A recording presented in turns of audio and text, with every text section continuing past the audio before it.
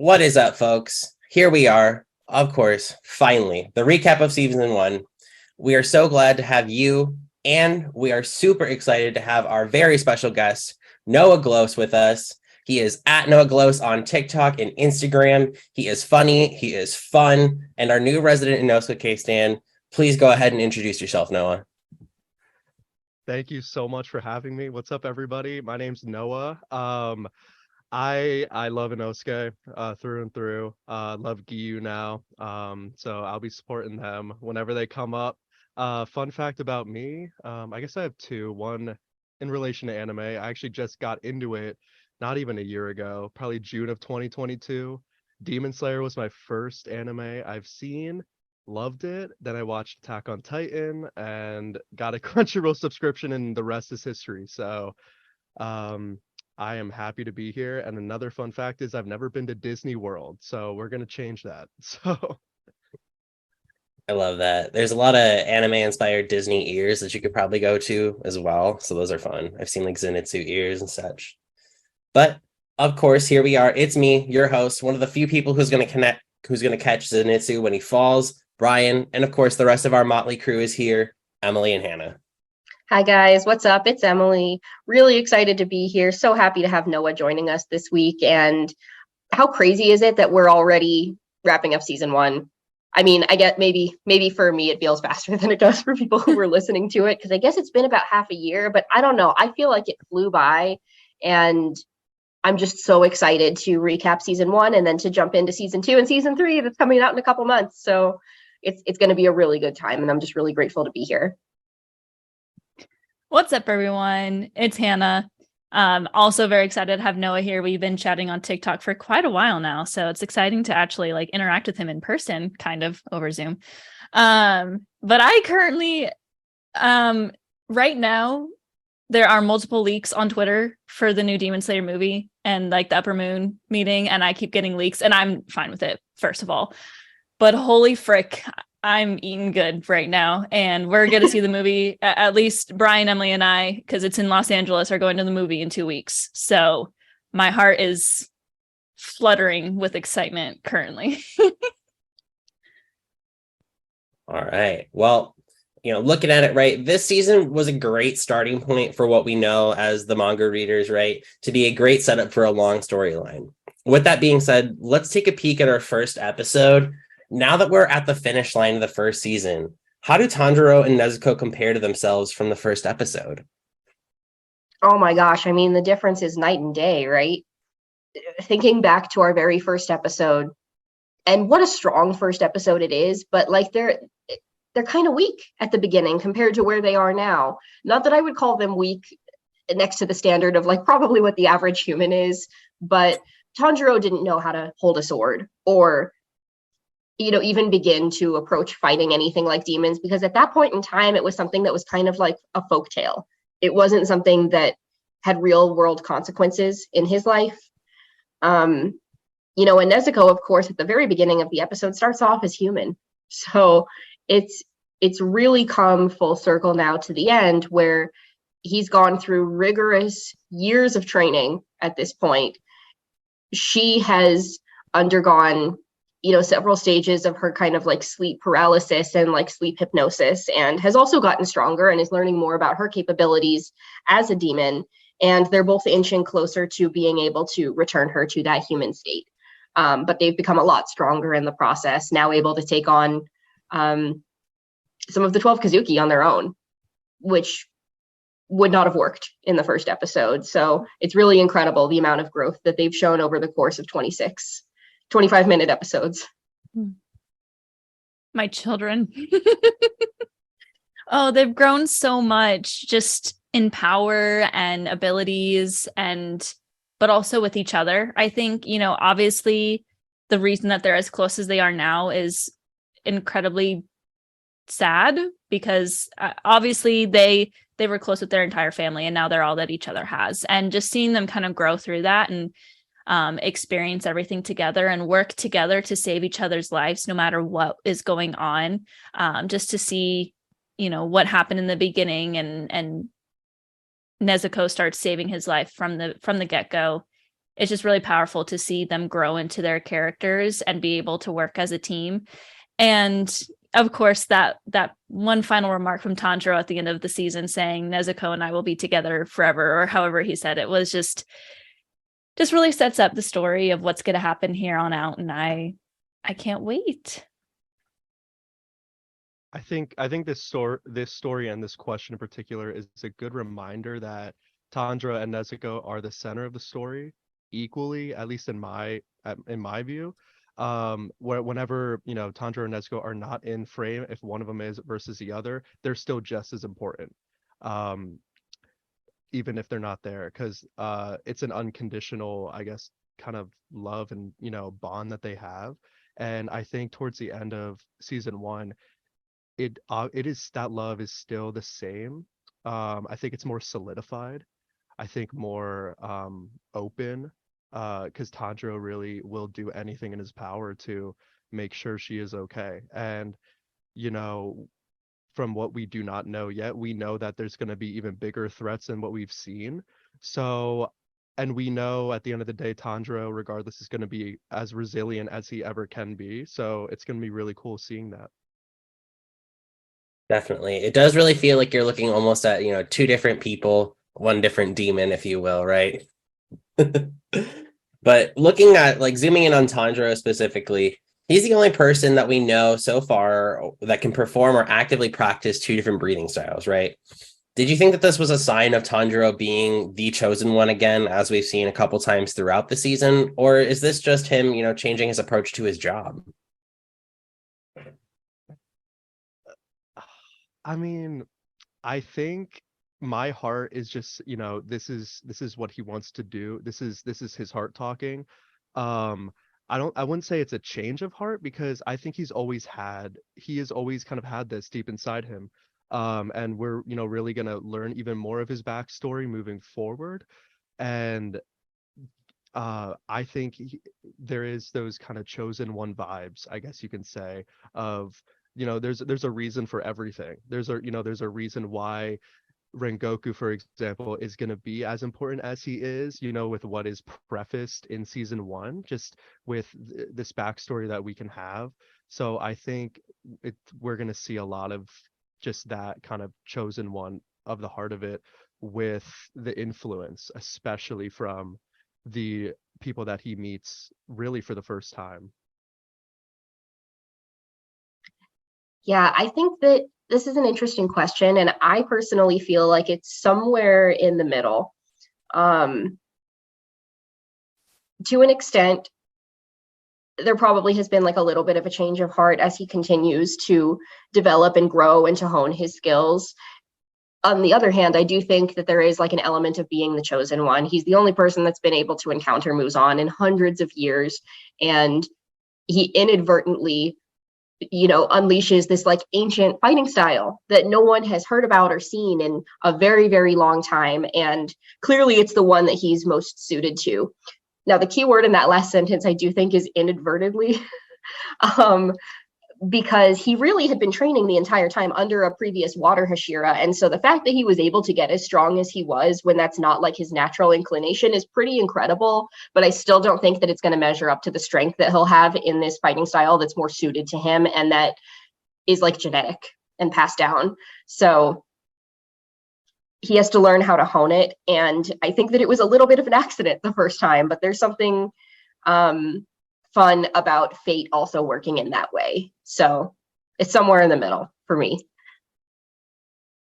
Yeah, I mean, that's, as the Tanjiro stan here, like, that's one of my favorite things about his character. You look at so many stories where the main character is, without a doubt, from the very beginning, the chosen one, based off of when they were born, who they were born to, what, time of day they were born in. They're all like, it's a story where that person clearly has to fight the big bad by the end, and they're the only ones that can take them down. But with Tanjiro, we're kind of getting the sense that yes, he has to fight the big bad, but is he the only one who can do it? We don't really know yet, because there's clearly all these other people that are way stronger than him. And so yes, obviously he has that fate, and he's already seen Muzan. He's already experience things. He's already seen a lower moon when it seems like the Hashira struggle to see any of the 12 Kizuki at all. So definitely there's that there, but it's not fully his story. And that's one of the things that I really like about it, is that he's not just this obvious chosen one. Maybe he is, but we don't know. It's kind of a mystery. But him changing this breathing style it was kind of a life or death, like, well, I've tapped into this memory that I had. Hopefully it saves me. And it did. And it just goes to show that there's more within him. And I think there's a lot of untapped power there that I can't wait to see unfold, because I love my boy. Yeah. It's definitely a very interesting thing to think about, as Tanjiro is a main character with like such a good supporting cast around him. Like, is he the only one? Is he, the strongest, or is it going to be, the qualities of others that help to propel him forward in his own self-development, which is a really interesting thing to kind of ponder on. But looking back to some of the earliest parts of the season, when Tanjiro faces his first demon on the mountain with a Rokodaki, he wasn't even able to kill it. It wasn't until the sunlight hit that demon that he was truly safe. And we know that Tanjiro is kind-hearted in his fights and is someone who still shows respect to demons. Has Tanjiro still maintained that kindness demonstrated early on in not wanting to kill someone, or has he lost some of his innocence at this point and has accepted his new reality by season 1 end? I think he's figured out how to manage it. I don't think he's really lost his innocence per se. I don't think he's really lost anything about him. I think he's learned to hone it. And I think he's learned to kind of know when to stop and know when not to stop. And he even says it to Giyu in episode 20 or 21. And he has that little speech where he tells him, like, in order to stop the chain of trauma and pain, I will bring down my blade without hesitation. Oh, come on. This kid's 15 and he's saying facts. But he understands that these demons still deserve that empathy, and they still deserve, the prayers. They still deserve to be treated that way, but it's after he defeats them. And so I think that's just, he's grown and he's learned that he can't hesitate, because they're going to get away then. And it just comes with that time and that training that he didn't have previously. I completely resonate with that. That is exactly how I felt, of like, there is this control with him where it's just he sees the both sides of it. He knows what he has to do, but he knows that he has this empathy within himself to share that, because he knows that they were not demons originally. They all came from somewhere, and that is a huge theme of season 1, is really discovering that everyone came from somewhere. Again, like, don't judge everyone in the moment, but that could be a different story when a demon's in front of you. But Tanjiro is just like special in that aspect, where he, like what you said, Hannah, like, can control that. And we have really seen that in season 1, and it's gonna be really, really cool to see how he perceives that in another location that we'll see. Yeah, I think I do think that he's maintained a lot of the kindness. What I think that he's let go of is a lot of the fear that was very strong at the beginning. And how could it not be? His entire family was slaughtered. And at this point, when he's fighting that first demon, I do think it's worth noting that this is before he's gone through the final selection, and he doesn't have a sword. He's like trying to take down this thing with a hatchet, like an old nasty thing. And in my opinion, there probably is something a bit more graceful and less intimidating about approaching a sword battle than an axe murderer situation. So that's probably something that would be unpleasant for anybody, as his first time. So I'm just going to say what I said. I think that he's let go of a lot of the fear, and he knows that this is the way that he's going to get Nezuko to a cure, potentially, is by taking down the ones that he needs to take down and getting information out of the ones that maybe he can. So Yeah, I think it's really interesting, how we talked about control here and being able to, really hone your emotions into what you're going forward with, because I feel like that just kind of speaks to a lot of people right now, like being able to manage the anxieties and like, struggles that you face, but also being able to channel them into a direction where you can actually feel success and momentum going forward. I think that's kind of why Tanjiro becomes such like a, powerful main character at that point, is because he's able to really exemplify those positive values that we all strive for in ourselves, which love to see it, right? But of course, right, we got to talk about some demons, right? It's Demon Slayer. So believe it or not, Muzan only makes 3 appearances in season 1. And that's kind of chilling, right? Because we see him first during our encounter in the town where Tanjiro rescued the disappearing girls. We see him during Rui's flashback about his story to become a demon and Rui going down the mountain. And then, of course, we see him during the meeting of the lower ranks. With such little screen time, we have gotten such chilling performances from him. Why is it that you think he remains so so reclusive? And what vibes do you get knowing he's only been here for so long, but he has such a strong presence? I remember going through season 1 for the first time and just being like, where is this man? Please show your face. And then when I listened to your episode a little bit ago, and then that lower rank meeting, when that first happened, messed me up so much, because I was like, okay, this is why. He's that type of main antagonist where you don't need to physically see him. There's enough mental depiction that translates into him being a physical being in front of you. Tanjiro has his scent. He has what he needs to do in order to track him down.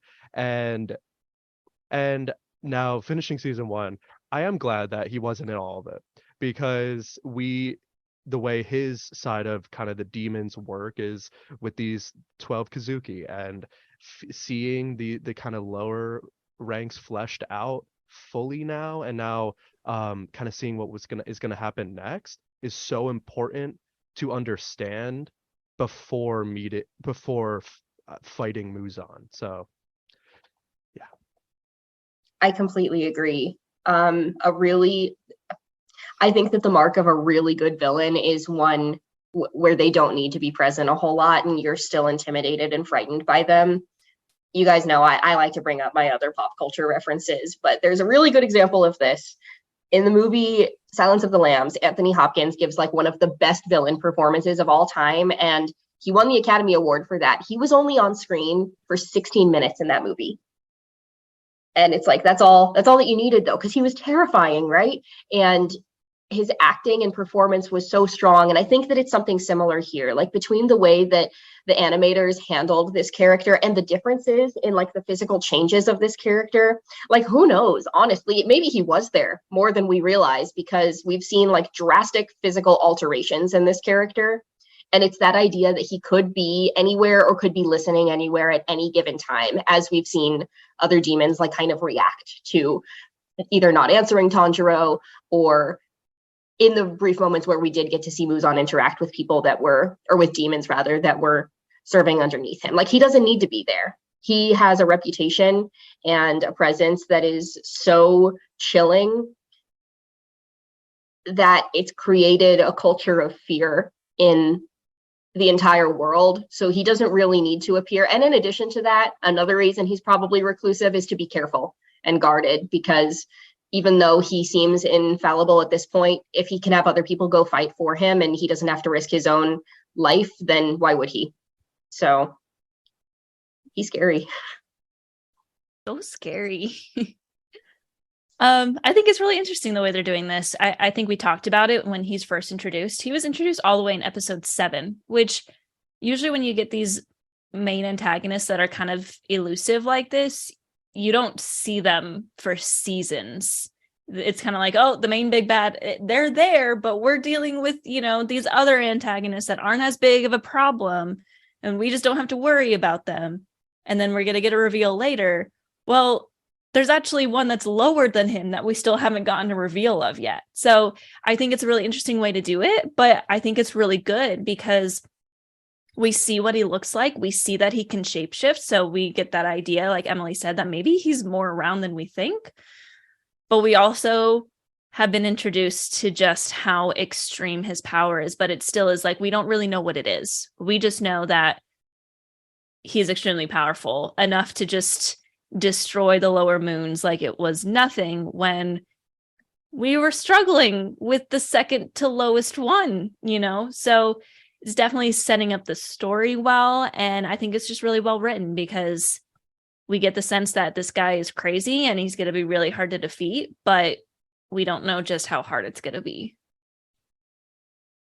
Yeah, and I think with Muzan specifically, right, his big brother aspect to him, like, he doesn't even actually need to be in the room to know what's going on, right? He has that power to listen in on every demon that, he's connected to. And looking back at the Tamari demon, just big sad, because she was like, I'm gonna stand up for my master, and then she was like, bam, and it was gone. It was like, oh, Insane. Right. Of course, right, with me running the episode, we're gonna give all of the villains some love today, right? So let's talk about the demons of season 1. Tell me who your favorite demon from season 1 was and why. I'm gonna have to go with Rui, and I think it's partially because I've been spending a lot of time with Jenna, our previous guest. Shout out to Jenna. I know she'll be listening into this. I think Rui was really the first one where we got like an actual backstory. We got some kind of moments here and there with other demons, but you can tell that we're kind of growing with these demons, and each time we get a stronger one, we learn more about them. So there's going to be more demons to come with bigger backstories, more emotional ones possibly. But we really this is the first time we get to see Muzan's true manipulation through his demons, and we get the sense that these demons, they've done horrible things, and like Rui needed to die. Like that was not something that they could get out of, because he had done horrible things, but he was also a manipulated child, that had this family issue, that had this sickness, and Muzan used that weakness against him. And it just opens up a whole new can of worms, because as we've said, this story is not a story of good versus evil. The story is a story of choices, really, and decisions that people are making when they're faced with trauma and hardships. And we're seeing now that these demons kind of went through something similar. They just chose the other way, which in all reality, what are you going to do if you're in that situation? Probably, do you want to keep living? That might be your only choice then. No, I'm going to choose death, like with these parents that hate me, or I think hate me, So I think like the story of Rui has really opened up the story to wider possibilities, which is why I really enjoyed him as a character. Completely agree. I have to go with Rui as well. Rui was just like what you said, just that first demon that really opened up the scope of what the demons might entail moving forward. And just on top of that, him creating this family, it wasn't just him, it was everyone around him that encompassed him, which I think made just his story and just that moment so powerful. And also so intimate too. And out of all of them, he's definitely the one that, watching his episodes and just his introduction again, it's iconic. He is what he says he is. He's Rui. That's all I can say. Rui is a very strong demon, and I think a really good choice. I think I'm going to cheat here a little bit, though. My favorite demon of the season is Nezuko. Okay. I was literally going to ask if we're allowed to say Nezuko. It is kind of cheating, I think, but okay, we'll take it. I mean, hey, qualifier, it is a demon, so. That is true. She is a demon, and I really think that people overlook her a lot, unfortunately, because at this point in the story, especially early on, she's not granted as much agency as her counterpart is. You know, she's not like a speaking character, and that's just always harder to draw more attention to somebody that's like a very quiet character. So the moments that she gets to shine are really, really cool. You know, and I really love the moment of like this hypnosis coming out, and you know, her treating humans as though they're her family and kind of taking on the demons and their reactions to that. I think that those are really great moments, is to see like, hey, you're supposed to be on our side. What do you think you're doing? And kind of watching her getting to kick their asses. It's pretty great. So other than that, probably Lady Tamayo, which also is probably cheating, but that counts. I think that she counts as a demon, and it's really cool to see that there is one other that is kind of in their court, you know, that's like kind of trying to help out, and to see somebody with centuries of practice get to use their blood demon art in another really unique way to kind of like put people into a trance or to drug them. So I think it's really cool to have the idea of like a demon doctor. And I mean, I wouldn't call it super cheating because, right, we do understand that Nezuko, technically to a certain extent, was kind of a villain, right? Episode 1, we see Gi ready to, you know, strike her down, and she is definitely not coherent enough to maybe fully understand that Tanjiro is there for her. And, you know, we know that Tamayo is a demon, but we don't know yet what happened in between when she became a demon and where she is right now. So, you know, we can, of course, speculate that she maybe was a villain at some point. Maybe she had a villain arc, but you never know. I will inquire here that my favorite demon probably was the Arrow Demon.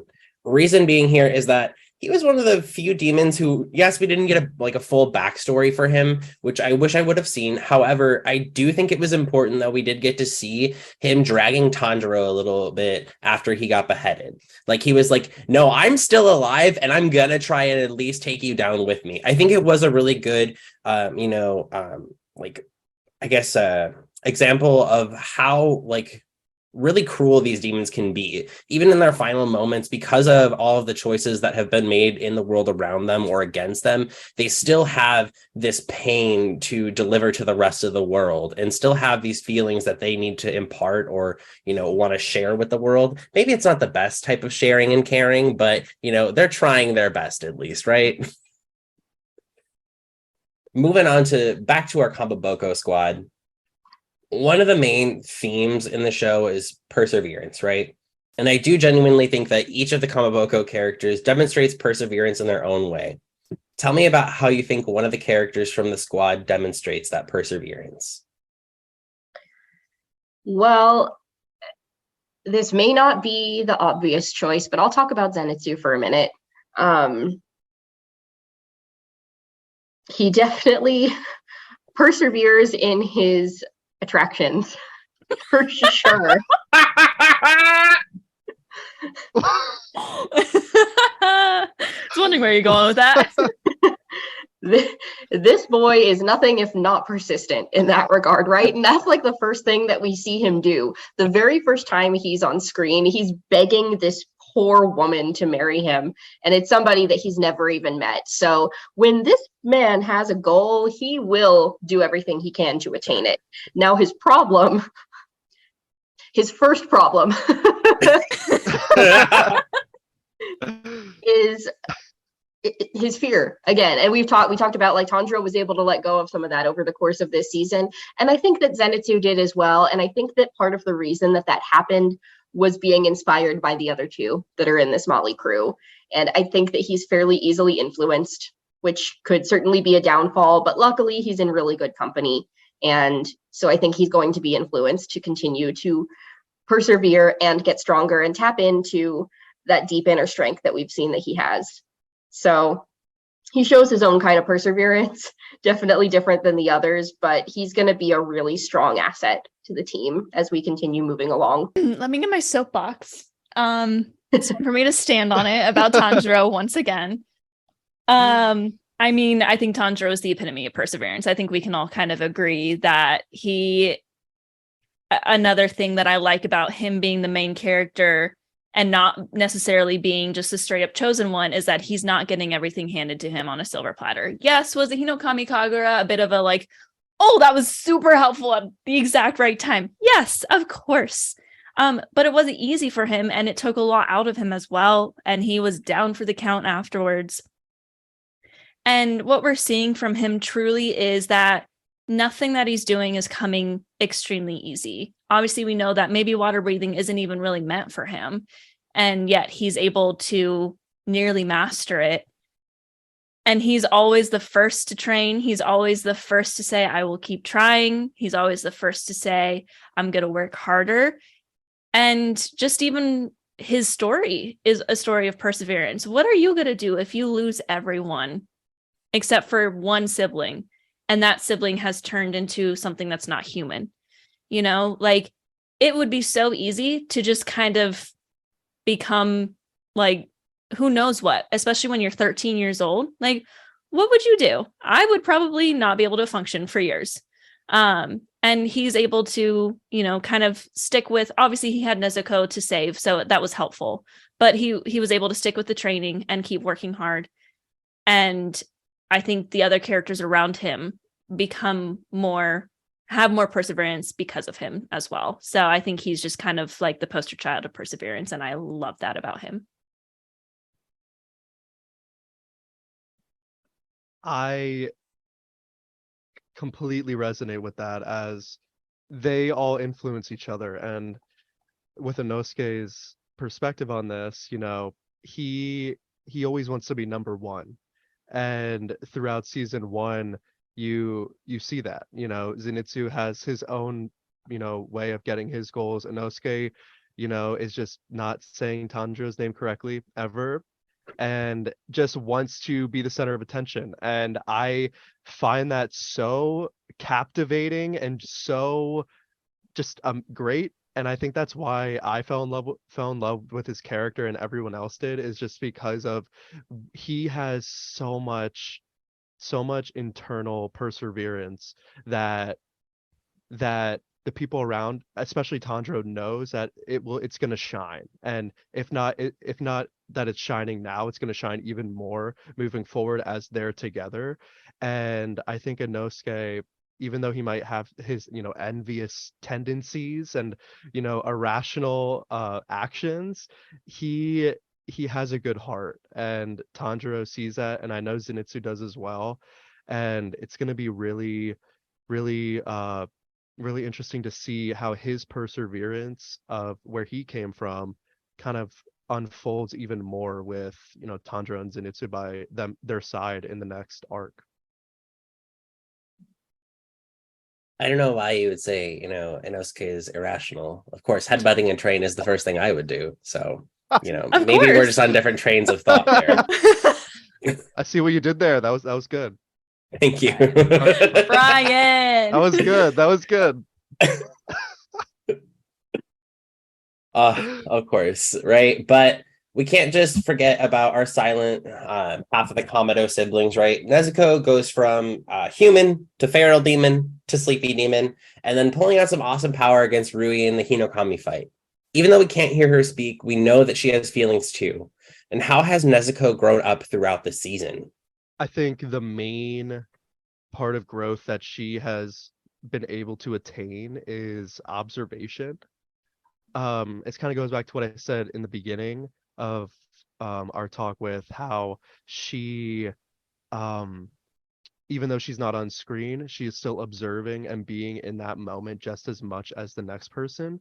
And especially being, you know, when she is in that little box, she is just as important, and she is learning, especially from the way Tanjiro is handling everything that is in front of him, whether that is the fights or just him talking and just him just being who he is.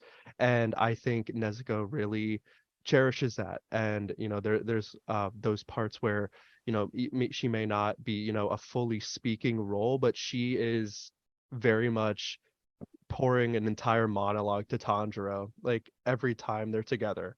And I think if we just, you know that and accept that, then it just makes their bond even much more important than it has been. Agreed. She's really grown just as much as Tanjiro throughout this first season, and I do think that unfortunately a little bit more of the spotlight is given to Tanjiro most of the time, and we love him, but she's worked really, really hard because if anything, she was given the more unfair disadvantage of the two of them. She not only was there and probably has like some memory and some concept of everything that happened in the house that he was not there to see. So she's like starting off with that trauma right away, but she also was changed into this demon. And so she has to relearn how to approach everything, and to fight against this inner urge that's trying to work its way out and trying to get her to succumb and to, make that choice, essentially, is what it comes down to. And she works really hard this entire season to not make that choice, even though it probably would be easier to give in to the nature, of the new characteristics and qualities that she has as a demon. She is really, really strong, and she continues to get stronger and stronger, so that by the end of the season, not only is she not giving in to those urges and tendencies, but she's using the abilities and the skills to fight against them, which is really incredible. So she's just going to keep getting stronger. And in some ways, she's the child of destiny too. I don't think you could have it without having both of them. So We love Nezuko in this house. I mean, come on. I'm wearing her cardigan. I named my cat Nezuko. Like, let's be real here.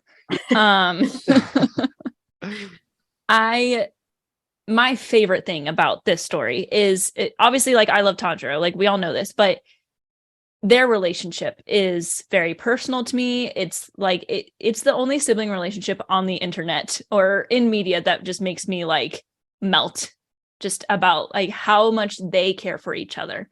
But I kind of want to piggyback off of something that Emily said about the beginning, because we kind of forget, because we don't talk about it a lot. Nezuko's trauma is very similar to Tanjiro's, but very different because she was there and she got changed. And, obviously in this first episode, she's going through this transformation. And something that I thought about recently in that first episode, when she's, got the hatchet in her mouth and Tanjiro's like, you can do it. Like, don't turn into a demon, or, whatever he was saying, he's trying to get through to her. She starts crying. Right. And to me in that moment, it was because like, she just went through all of this crap. Like, she just experienced watching her family die, trying to protect her little brother, not being able to, almost dying herself, as we assume. She wakes up and she's this creature that needs food. And she's like, all she can do is try to eat her brother, but she's fighting it. It's like she's sitting there and she's like, she is coherent that this is her brother, and that she's trying to fight everything within her to not kill the last living member of her family. And then we fast forward to the end of the season, and does she still have a lot to go through? Are we going to see some struggles in the future? Absolutely. But she has clearly worked extremely hard within herself, so that not only is she able to stop herself when it comes to her brother, who she's always with, but all these people around her, enough to protect them. And I just think that this kind of story goes so unnoticed by so many people. No, I agree with you. Tanjiro is not the main character. They are the main character together. The story is revolved around them, not just him. And so just cute. every moment, every brief moment that we see her fighting alongside him, the moment in Hinokami when they both unlock their fire power, because both of them have fire power. It's just chef's kiss.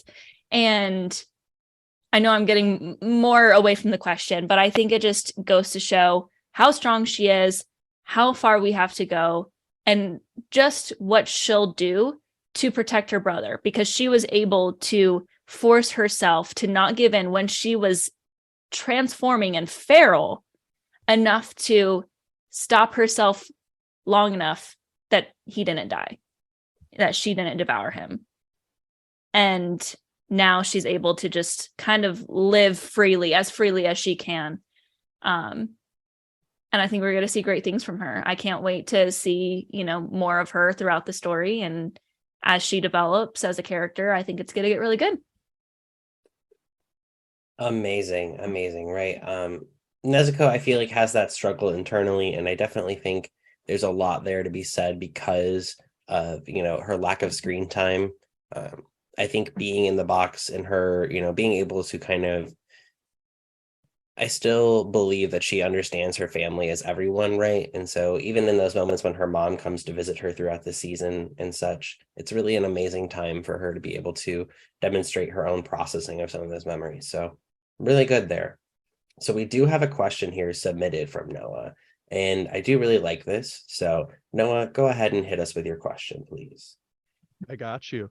So this theme was like pretty important to me, at least. This is the first thing I thought of from season 1. Definitely wanted to give it a question. So here we go. Feeling connected and wanting a sense of belonging is an important theme to recognize in Demon Slayer season 1.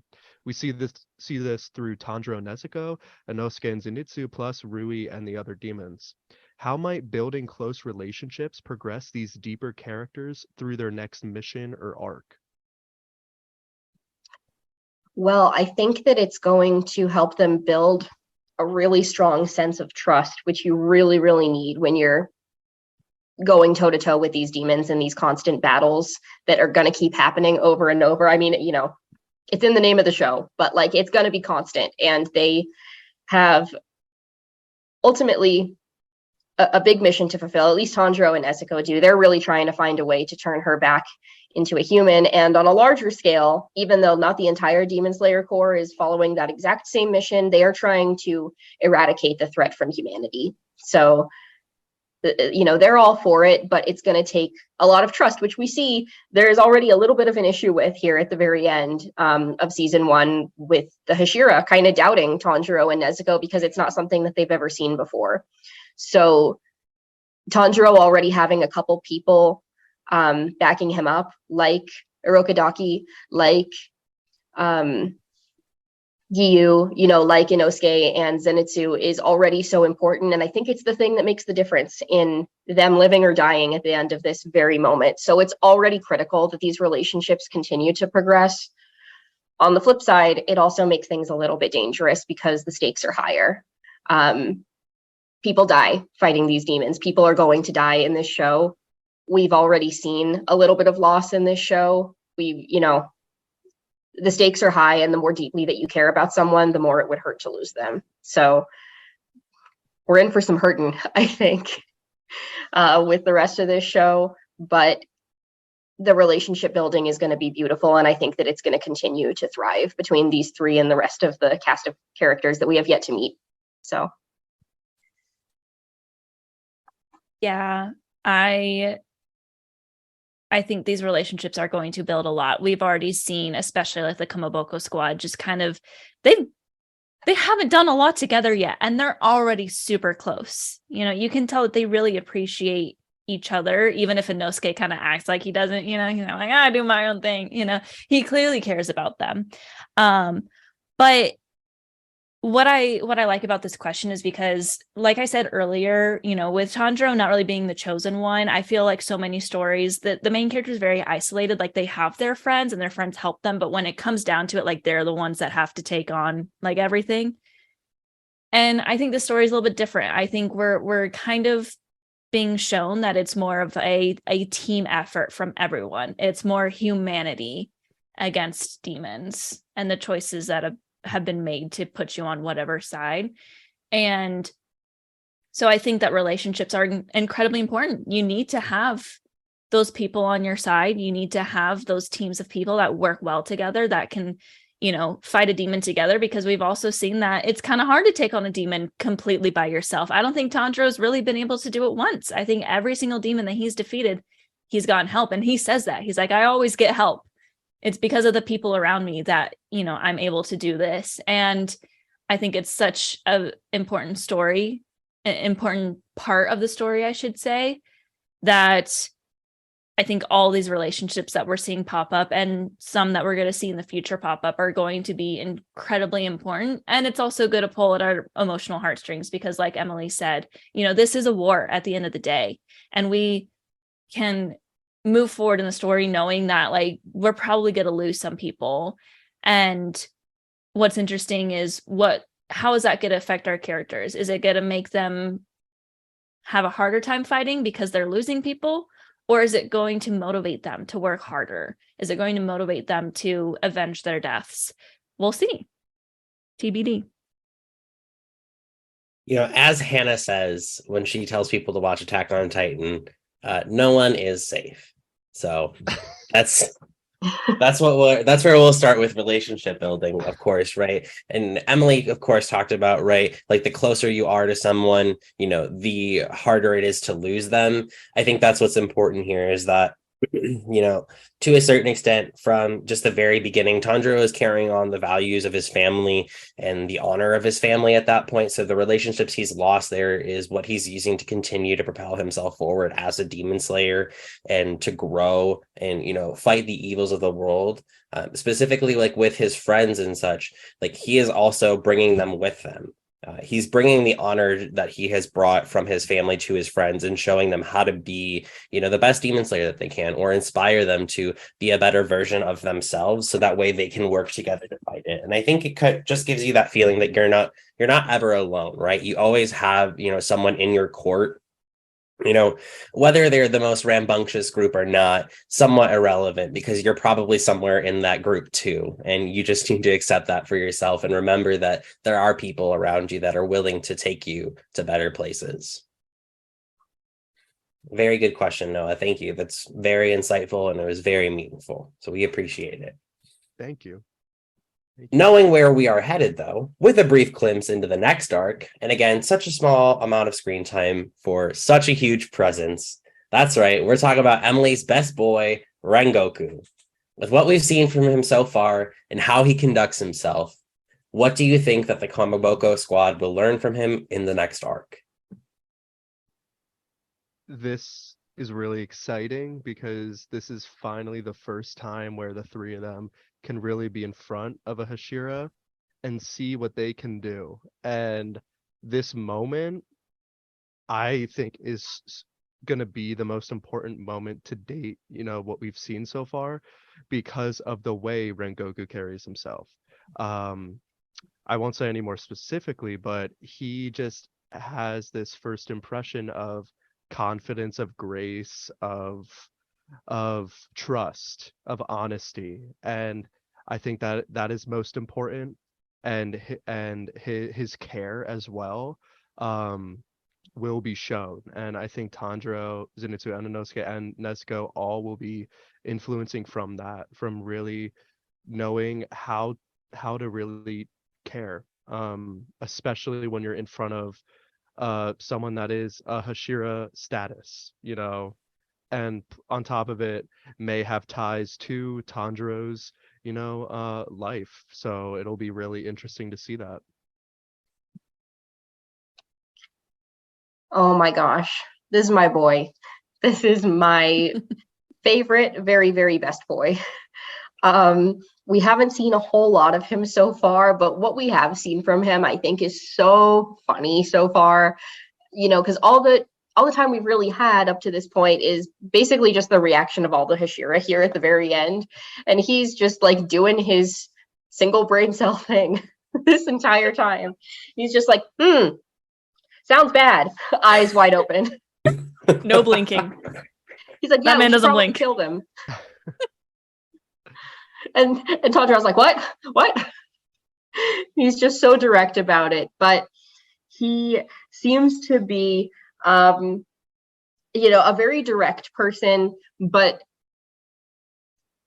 he's going to be, I think, somebody that's really good in that regard for Tanjiro, especially to learn from, knowing, as we do now, that Tanjiro is more inclined naturally to this Hinokami Kagura fighting style, which is similar to what Rengoku is able to do. It's not the same, but it's probably the closest he's going to be able to get. And what better way to learn than from the Hashira that's like the current master of that.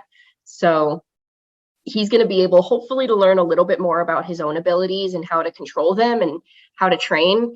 And in turn, the rest of our little motley crew is just going to be able, I think, to learn about how a Hashira would approach a situation where they're fighting a demon that maybe is one of the 12 Kazuki, and how much composure and how much skill do they have that goes into that fight. So I think he's a really, really good first Hashira for them to be able to approach some of that fighting with in a more serious way than what we've seen so far. Yeah. What is one thing that none of these characters have except for Nezuko? A big brother. They need a big brother. They need someone to like not necessarily be a father figure. I think they all kind of have that. Tanjiro has Urokodaki. He kind of became like a father for him for those years that he was training. And Inosuke, he doesn't have anything. He needs he needs family. Okay, that I sounded so casual when I said that. Yeah, Inosuke just needs family. He needs a father figure. He needs a big brother. But in reality, like Tanjiro kind of fills that big brother role for I think Zenitsu and Inosuke. But they need that just like leader that is gonna be like protective of them, but also can have fun with them and also would train them. And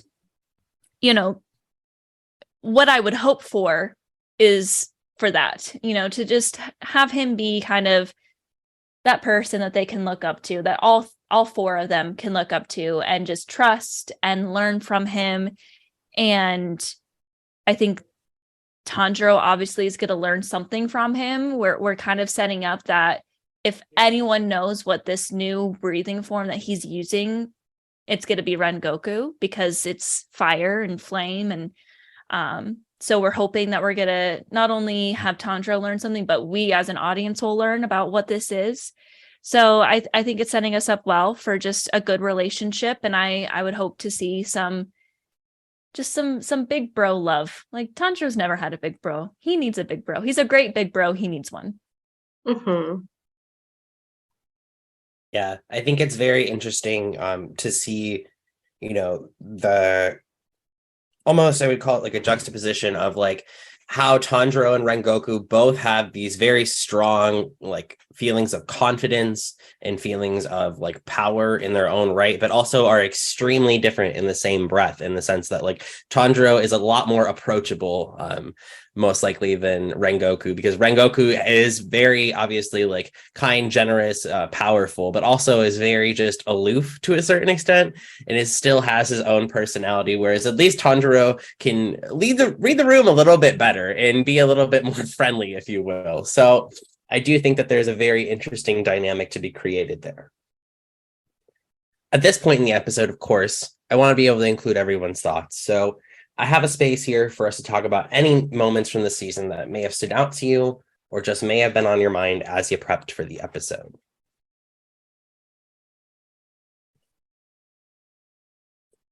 One that I can think of initially, this stood out to me. It was this stood out to me in the beginning of season 1, when Inosuke and Tanjiro meet for the first time, and it is when I believe it was Inosuke and Zenitsu, they're like, they're fighting or whatever, and he comes out, and that's where that episode ended, and then they started the next one, and Tanjiro just coming face to face with him and literally breaking his ribs. Was that it? Like he broke some bones, and just like that whole moment was like just like obviously a whole wake-up call for Inosuke, but just it was just such like a moment for the three of them that really just showed of, Tanjiro does really care about Zenitsu. He cares about this person too, but he needs a wake-up call. And I think it was just a really cute, to an extent, moment of just the three of them being just clashing with each other literally in that moment. They really got their relationship off to a cracked start there. That was a pun. Cracked because of the ribs. Oh my god! Right. No, wait. It took. You got to give me 5 seconds for that to process. I just don't. God. Yeah. Oh. Yeah. First of all, just that whole interaction, like the whole introduction of the Kamaboko Squad, has me dying, because you got Tanjiro like being a total menace and just like going at him, like, but then being like, wait, we're demon slayers, we can't fight. But then an episode later, literally knocking Zenitsu out on purpose, which I, to this day, think that's one of the funniest moments, that he's just so annoyed with him that he literally hand swipes the guy, even though he clearly already cares about him so much. It's hilarious. I think this just is such a good first season. So much happens in this season, and from here on out, we're gonna get a little bit more deep into like these longer battles against harder foes. And this season, 26 episodes, we got multiple battles, all with very different outcomes and different storylines, and they got harder and harder.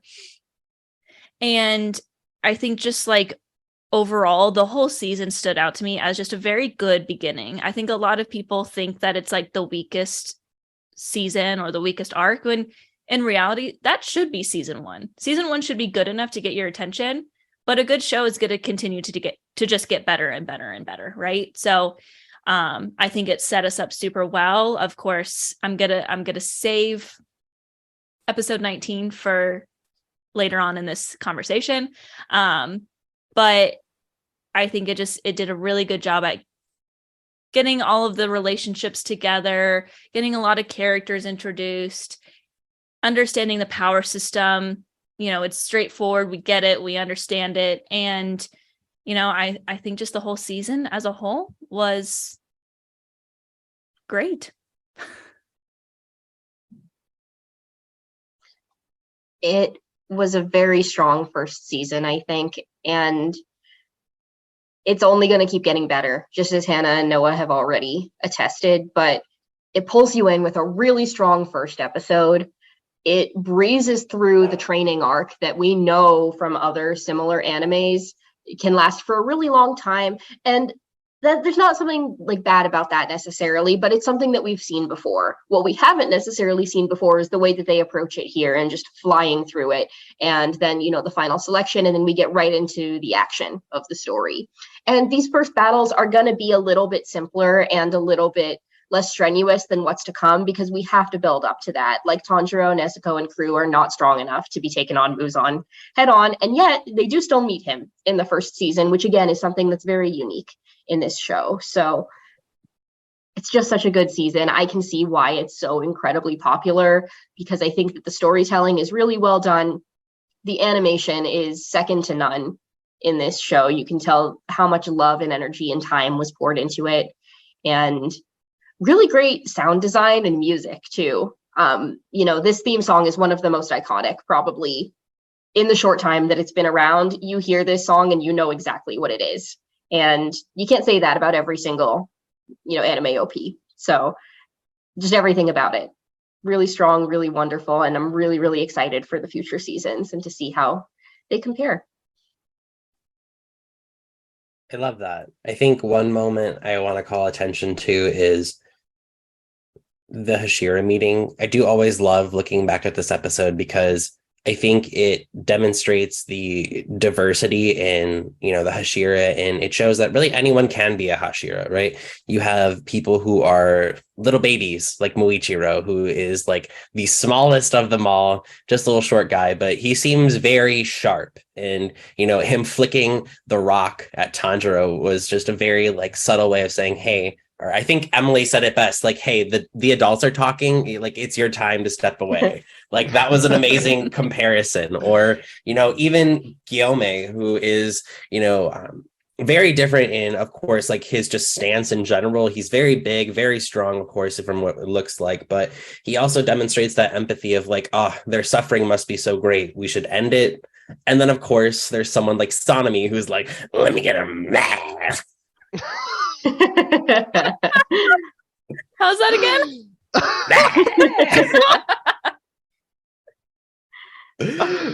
Oh my gosh. Incredible. Wow. Good job. Petition to have Bryan replace Sonomi's voice actor. Oh man. It's No just shade, Sonomi's voice actor. Coming for jobs, folks. I'm coming for them. Oh my god. But then, of course, right, you also have other Hashiras like Mitsuri, who kind of serves as that narrator. You know, I assume that maybe like she has a diary in the background that she's documenting all of this in to like talk to herself about later. And then, you know, just seeing everyone in their different stature, in their different dressing styles, like it definitely just describes what we're going to see in the future, which I think is just a really nice way of foreshadowing. Like, of course, right, looking at Tengen, you see he's using two different swords, and you see that, you know, he's a lot taller and he's got more ostentatious wear on. And so there's just so many small details that I think throughout the show really develop what the story is and gives you a lot of feeling for characters overall. So that way you can really get to know them, even if they don't have a lot of screen time. You get a very strong sense of who they are very quickly, which I think is really important for an anime. I think looking at other shows that I've watched, right, and, you know, talking about how the big bad, you know, isn't always there right in season one. I mean, Naruto, I'm not even there yet. And I'm literally like 535 episodes in, and I still don't know who the like ultimate bad guy is going to be. We're not even there yet. So like for a show to be able to, you know, draw these parallels so early on just speaks to the quality of the writing here, and really, you know, a great, you know, accolade for the manga to be able to achieve.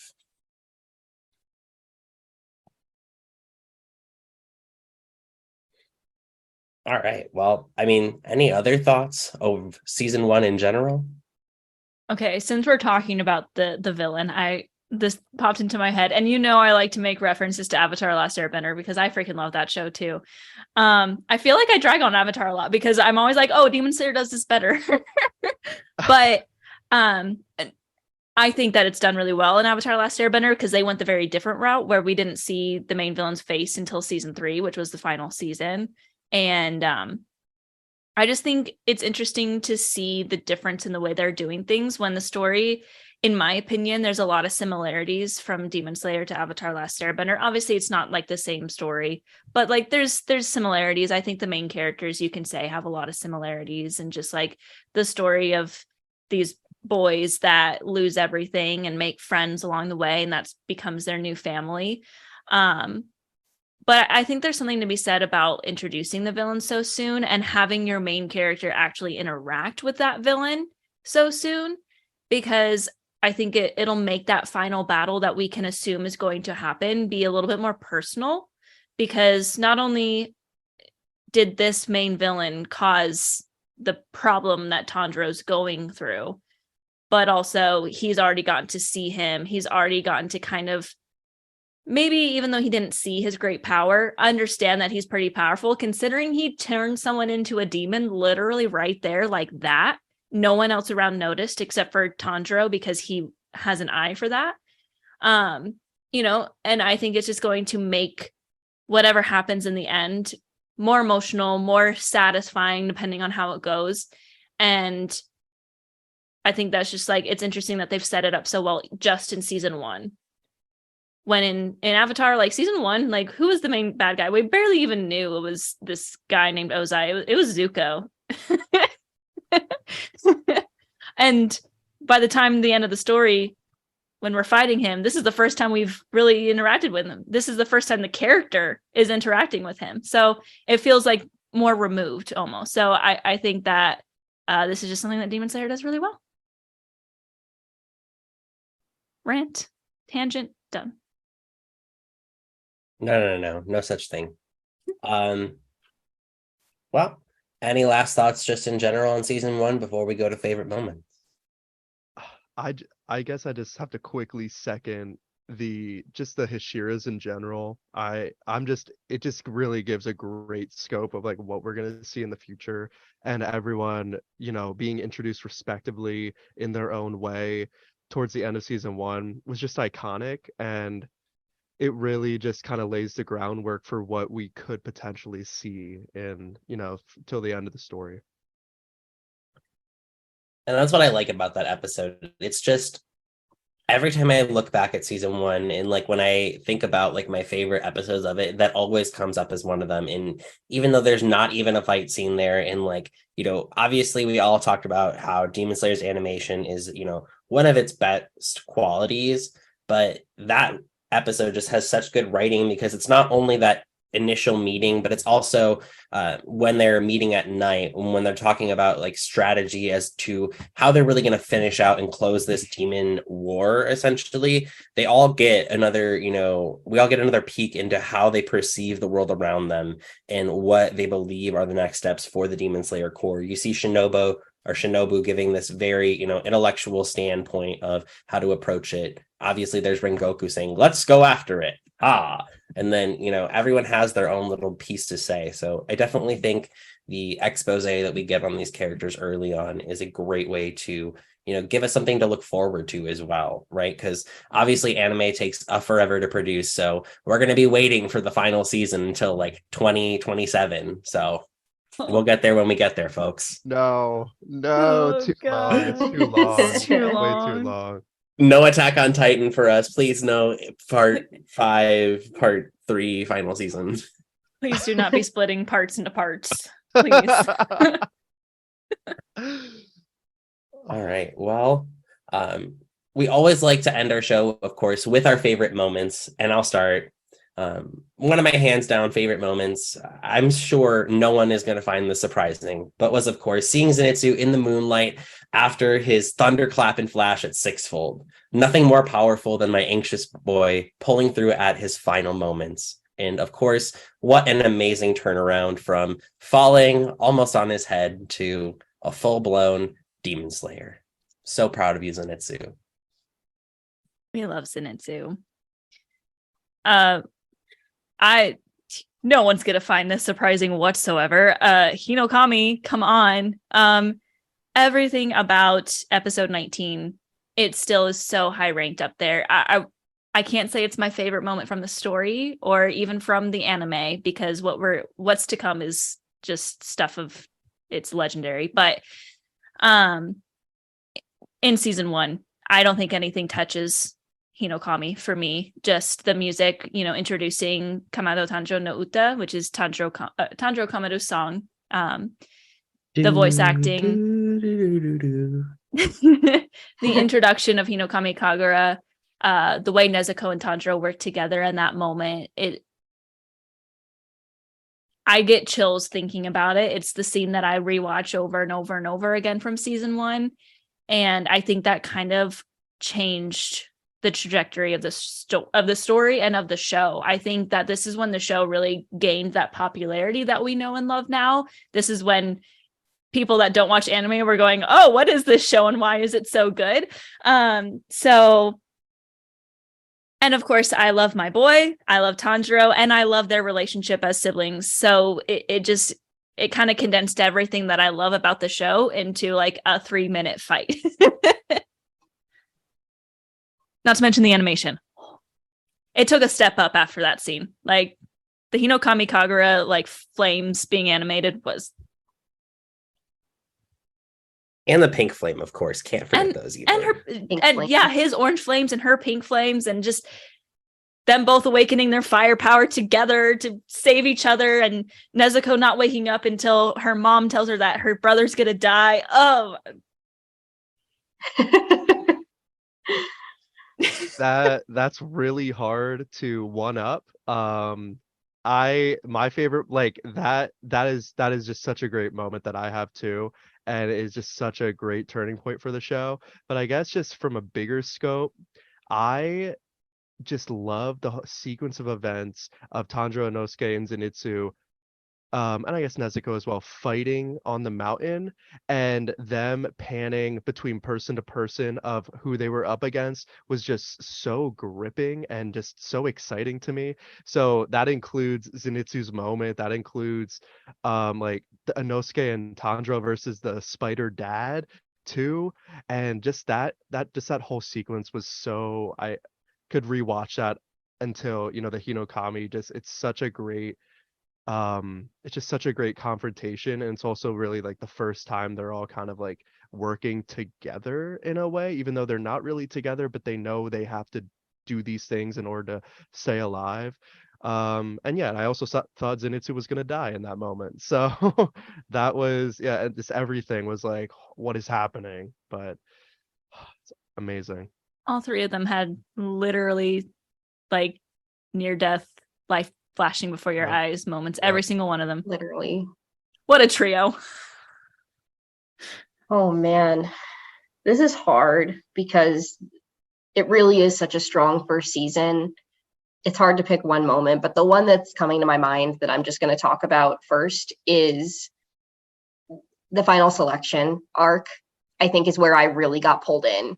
I mean, we had a really strong episode. We went through our very short training arc, but final selection happened so quickly that I was afraid for our main character.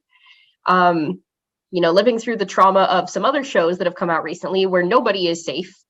It's like, what's going to happen here? Is this too soon? Is he ready for this? And the ominous nature of the task at hand, combined with the beauty of the scenery that's around it, I was just so drawn into it. The design of the wisteria trees, and then this disgusting, like, misformed, gross demon is where we're starting. This is like the baseline for the show. And I thought that it was a really strong arc. I also thought it was really nice to have the former demon slayers that Irokadaki had attempted to train that had fallen victim to the same demon, and then seeing Tanjiro be the one to pull through. I think that was where I became like really emotionally invested in the show. And so I think that might be one of my favorite moments from the first season. I like that you brought up final selection specifically because I think what really has, I think you've talked about it, and I think we've all had moments where we've really enjoyed this, but the sound design, I think knowing that was the first time, I'm pretty sure that we heard the opening thread sound, that high-pitched ping, and it always, like, it catches you because like, all right, like sometimes like you get distracted because like, it's in another language and sometimes it's hard to read and it's late at night, whatever, right? And then all of a sudden you hear the ping and you're like, oh my God. Yeah. You're like SpongeBob, the caveman SpongeBob. I mean, that's at least me. Caveman SpongeBob. Oh my God. I can't. Well, then Inosuke is Doodle Bob. Oh,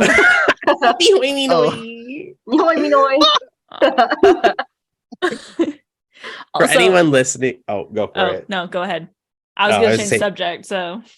For anyone listening, if you haven't already seen the SpongeBob anime on YouTube, it's about 25 minutes long. Brian. It's so good. I have What? Okay. That's a thing? Brief tangent, yeah. So someone really just got on their own like project and they animated a full SpongeBob anime. I'll send it to you after this because it's like so worth the 25 minutes. So Are you sure? Are you sure that wasn't you who made it? Trust me, if that was me, I wish I would have had a little bit more money off the project. But hey, nonetheless, we prevail. Oh my gosh. Oh, all right. My gosh. Any last thoughts before we fully wrap it up today, folks? What a great season 1. Can't wait for what's to come.